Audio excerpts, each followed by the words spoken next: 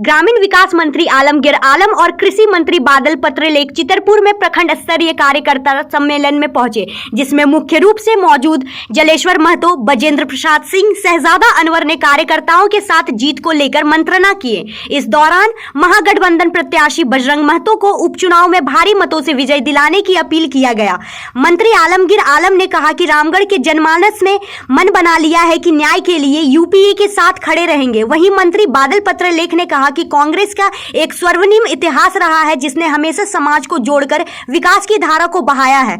इधर कृषि कर के विरोध में बाजार समिति के अनिश्चितकालीन बंदी के बात पर उन्होंने कहा कि सरकार इस मामले में पूरी संवेदनशील है और जनहित व किसानों के हित में सभी का सुझाव लेकर जल्द ही इसका समाधान निकाला जाएगा। रामगढ़ से शिव शंकर तिवारी की रिपोर्ट।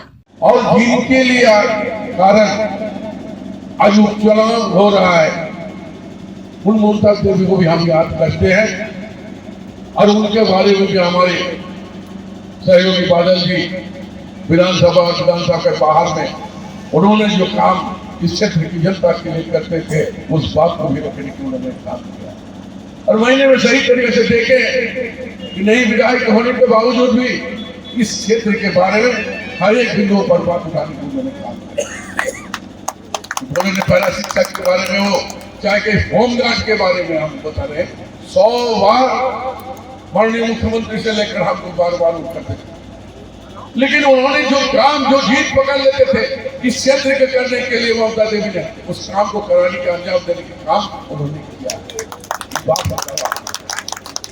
क्या कहेंगे आप कृषि मंत्री के नाते? बिहार छोड़ के सभी राज्यों में कृषि बाजार समितियों में किसी न किसी प्रकार से सुविधा शुल्क या फिर इस तरह के टैक्स लगाए गए। हमने अभी सिर्फ प्रस्ताव लिया, विधेयक महामहिम के यहाँ से पारित होके हमारे पास आया है, गजट प्रकाशित होना है। उसके बाद रूल्स एंड रेगुलेशंस की बात आएगी, जिसमें कल 2 बार हमने झारखंड चैम्बर ऑफ कॉमर्स के अध्यक्ष और उनके लोगों के साथ वार्तालाप किया।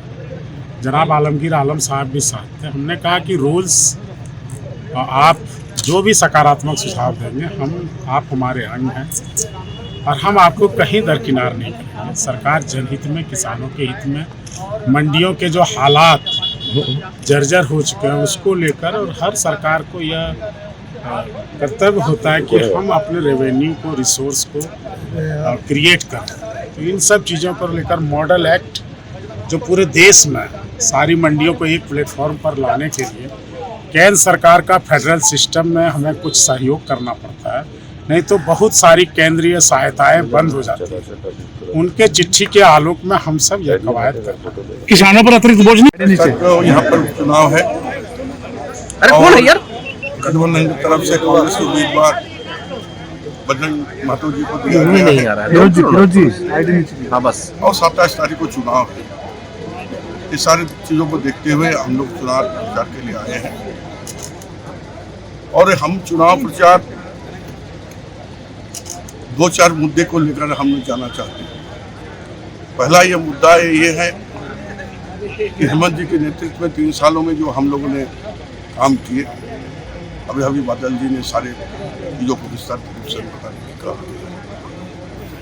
दूसरा, कांग्रेस की जो विचारधारा जो है, हम भाईचारा की बात करते हैं, सद्भावना की हम बात करते हैं, हम गंगा जमुना तहजीब की बात करते हैं और हम विकास की बात करते हैं और सभी की बात हम करते हैं। एक हमारा विचारधारा में हमारे जो पूर्वज ने हमें दिया है, चाहे आज़ादी का पहले से लेकर आज़ादी का बाद तक, उस विचारधारा से कभी भी कांग्रेस नहीं है। और हम उन क्षेत्र को, उन लोगों का जो परिचित है, जो लोग आज कमजोर हैं, उसके उत्थान की हम बात करते हैं और सभी को सुखी और स्वावलंबी कैसे बने, उसका निरंतर हम प्रयास करते हैं। तो वर्तमान परिस्थिति में अगर भारत के देखा जाए इतिहास को, वर्तमान 2014 के बाद से हमने देखा है कि जब हम कोरोना महामारी में काल में हमारी स्थिति ऐसे खराब हो गया था कि हम खाने के लिए हम मर रहे थे, अनाज के लिए हम मर रहे थे, लेकिन कुछ ऐसी परिवार जो था जो उसका हर दिन 70 लाख करोड़ का इजाफा हो रहा। तो हम लोग, हमारी विचारधारा ये था कि हम समृद्धता पर विश्वास करते हैं। ये विचारधारा को लेकर हम जाए। दूसरी बात जो लोकतंत्र में जो हमें अधिकार दिया है कि दबे हुए, कुचले हुए या जो उपेक्षित है या जो विस्थापित है, ये सारी लोग का लोकतंत्र जो अधिकार दिया, उस आवाज उठाने की हम काम करेंगे।